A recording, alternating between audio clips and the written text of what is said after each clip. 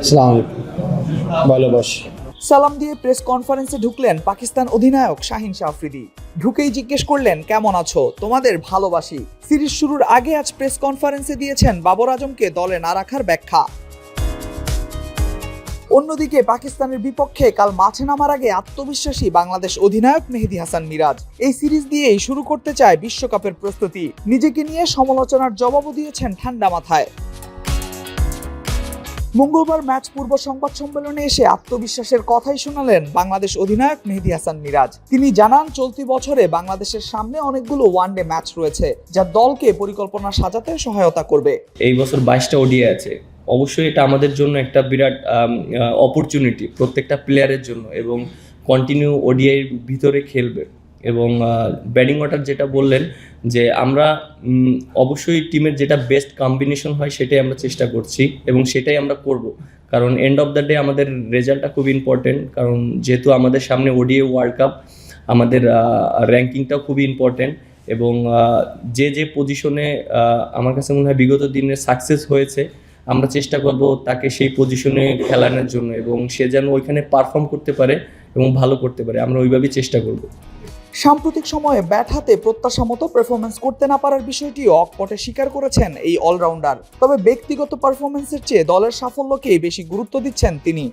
আমি ওয়ারিড না, কারণ এর জন্য ওয়ারিড না। দেখেন, লাস্ট যে সিরিজগুলো আমরা খেলেছি, প্রায় ওয়ার্ল্ড কাপের পরে আমরা প্রায় 15টা ওডিআইয়ের মতন খেলেছি মেবি, এবং অনেক গ্যাপে খেলেছি।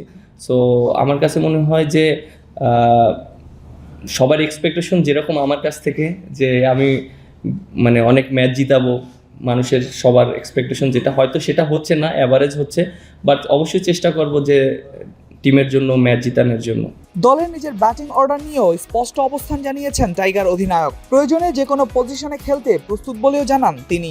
দেখেন, আমি নিজেকে নিয়ে কখনোই চিন্তা করিনি, আর আমি সবসময় চেষ্টা করি টিমের প্রয়োজনে যতটা ভালো খেলা যায় এবং টিমকে কিভাবে জিতানো যায়।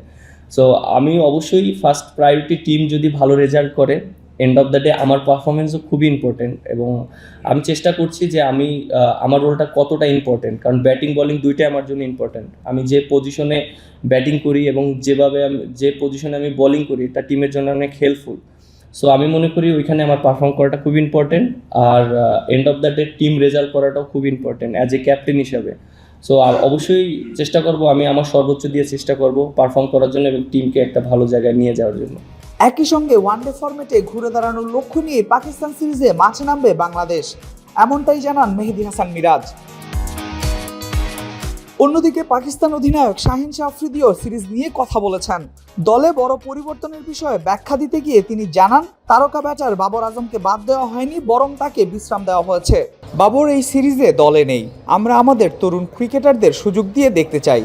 তারা আমাদের আগামী দিনের ক্রিকেটার। আমরা চাই বাংলাদেশের বিপক্ষে তাদের খেলার সুযোগ করে দিতে। আমি মনে করি সময়ের সাথে সাথে তারা বুঝে যাবে দলে তাদের ভূমিকা কী। আমরা বিশ্বকাপের জন্য দল তৈরি করছি, তাই এখানে তরুণদের সুযোগ দিয়েছি নিজেদের স্কিলটা ঝালিয়ে নিতে। সব মিলিয়ে নতুন পরিকল্পনা ও প্রত্যাশা নিয়ে মিরপুরে শুরু হতে যাচ্ছে বাংলাদেশ পাকিস্তান ওয়ানডে সিরিজ। 2027 বিশ্বকাপ বিবেচনায় টাইগারদের জন্য মহা গুরুত্বপূর্ণ এই পাকিস্তান সিরিজ। আর এই সিরিজ দিয়েই 2027 বিশ্বকাপের মিশন শুরু করছে বাংলাদেশ। Al Mahmud Fahim, BD ক্রিক time.